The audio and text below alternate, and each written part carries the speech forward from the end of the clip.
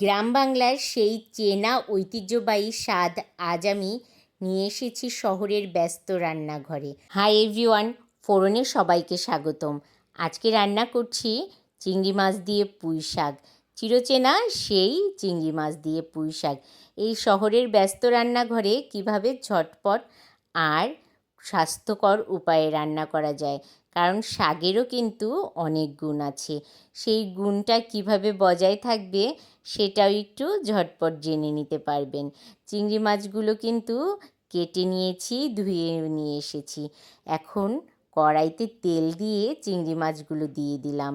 চিংড়ি মাছটা একটু লবণ মেখে নিয়েছি, হালকা করে ভেজে তুলে নেব। হ্যাঁ, আমি আজকে একটু মাটির কড়াইতে রান্না করছি, একটু গ্রাম্য গ্রাম্য ফিল হবে।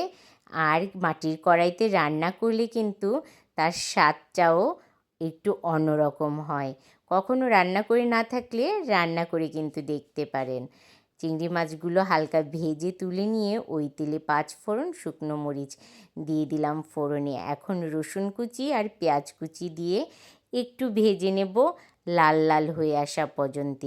আমার কাছে শাক রান্না করলে একটু রসুন পেঁয়াজটা ভেজে নিলে স্বাদটা দ্বিগুণ লাগে শাকের। এরকম লাল লাল করে ভেজে নিয়ে তাতে কাঁঠালের বিচি দিয়ে দিলাম। মাঝখান থেকে অর্ধেক করে নিয়েছি কাঁঠালের বিচিগুলো, সাথে কিছুটা আলু আর পুঁই শাক ডাটাটাই আজকে বেশি, শাকটা কম। লবণ, হলুদ, শুকনো মরিচ দিয়ে কিছুক্ষণ সময় ঢাকনা দিয়ে একদম নরম করে নিয়েছি।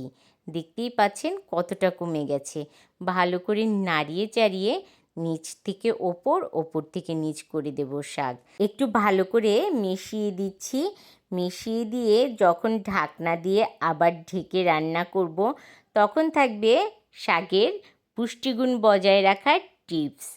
কারণ এটাই কিন্তু মেন। এই যে একটু ফাঁকা করে রাখছি, এটাই শাকের মেন পুষ্টিগুণ বজায় রাখার উপায়। কারণ এতে করে শাকের ভেতরে কালারটা চেঞ্জ হবে না, সবুজই থাকবে। আর এখন আমি একটু দেখে নিচ্ছি ডাটাগুলো সিদ্ধ হয়েছে কিনা। ডাটাগুলো সিদ্ধ হয়নি বলে সামান্য পরিমাণে জল দিয়ে দিলাম, নইলে আমি শাকে একদমই জল ব্যবহার ছাড়াই রান্না করি বেশিরভাগ। এই সময় চিংড়ি মাছটাও দিয়ে দিলাম।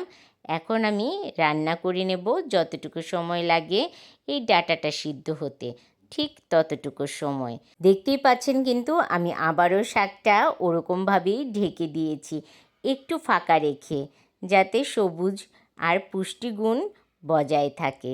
সবুজ রং বজায় থাকলেই পুষ্টিগুণও বজায় থাকবে। শাকটা কিন্তু আমার একদম অলমোস্ট রেডি হয়ে গেছে। শাকের ফাইনাল লুকটা আপনাদের কাছে কেমন লাগছে? আপনাদের কাছেই আমি প্রশ্ন তুলে ধরলাম। আজকে আর আমি বলবো না কেমন হয়েছে, ফাইনাল লুকটা দেখে আপনারাই বলুন কেমন হতে পারে। আর হ্যাঁ, জানাতে কিন্তু একদম ভুলে যাবেন না রেসিপিটা আপনাদের কাছে কেমন লেগেছে। সবাই ভালো থাকবেন, টাটা।